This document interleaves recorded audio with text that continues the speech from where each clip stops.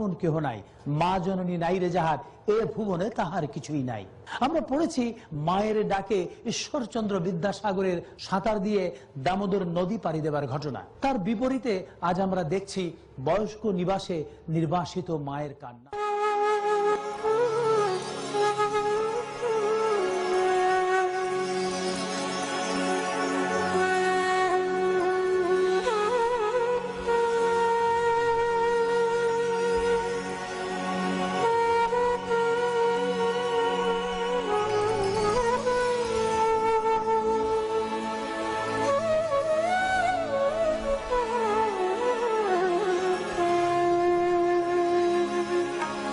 এবার আমরা মাতৃভক্ত বীরেন্দ্রনাথ মজুমদারের সঙ্গে আপনাদের পরিচয় করিয়ে দেব।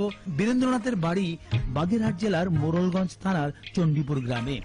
বার্ধক্যজনিত নানা অসুখে ভুগছেন তার মা, আর অসুস্থ মায়ের সার্বক্ষণিক সেবা যত্ন নিয়েই ব্যস্ত থাকেন বীরেন্দ্রনাথ মজুমদার।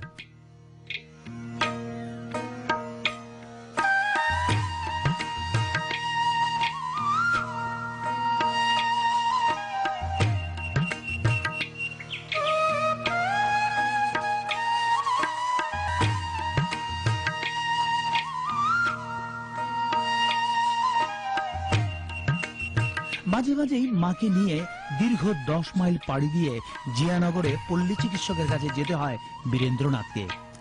প্রায় যোগাযোগ বিচ্ছিন্ন চণ্ডীপুরের রাস্তাঘাট না থাকায় যানবাহনের কোনো ব্যবস্থাও নেই, কিন্তু মাকে তো চিকিৎসকের কাছে নিতেই হবে। আর বীরেন্দ্রনাথের কাছে সৃষ্টিকর্তার পরেই তো মা, আর মায়ের স্থান তো মাথায়।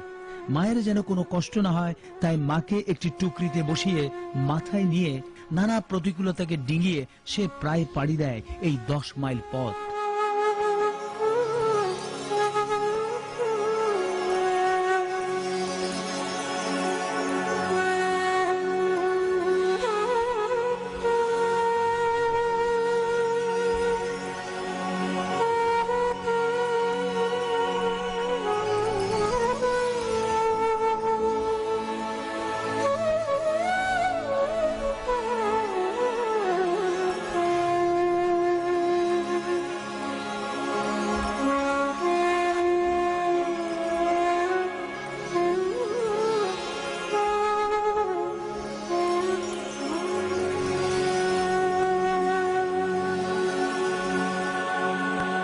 দর্শক মন্ডলী, আজ আমরা এই মাতৃভক্ত বীরেন্দ্রনাথ মজুমদারকে স্টুডিওতে আমন্ত্রণ জানিয়েছি।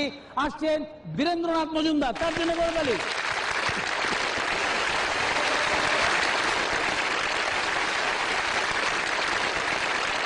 আমরা এবার কথা বলবো বীরেন্দ্রনাথ মজুমদারের সঙ্গে। আচ্ছা বীরেন্দ্র, আমরা দেখলাম আপনি আপনার মাকে মাথায় টুকরিতে করে বহন করে নিয়ে যান প্রতিনিয়ত, এতে আপনার কষ্ট হয় না? না, আমার কষ্ট হয় না। বিধাতার পর মা, মার চরণ তলে সন্তানের স্বর্গ, সেই জন্য আমার কোনো কষ্ট হয় না। তো আপনার মা যে এইভাবে টুকরিতে থাকেন, তাতে আপনার মায়ের কোনো অসুবিধা হয় না? না, মায়ের কোনো অসুবিধা হয় না। কি করে বোঝেন আপনি? মাকে বারবার জিজ্ঞেস করি মা কষ্ট হয়, সে বলে যে মা আমার কষ্ট হয় না। আচ্ছা, আপনার পরিবারে আর কে কে আছেন? আমার পরিবারে আছে ভাই, ভাইয়ের বউ, ভাইয়ের বউ আর ভাইয়ের মেয়ে, মা আর আমি। তাহলে আপনারা মোট 6 জন আপনার পরিবারে রয়েছে। তাহলে আপনি কি বিয়ে করেননি? মার সেবা যত্ন করার জন্য আমি বিবাহ করিনি। সংসারের দায়ভার কি আপনার কাঁধেই? আমার কাছে। কি করেন আপনি?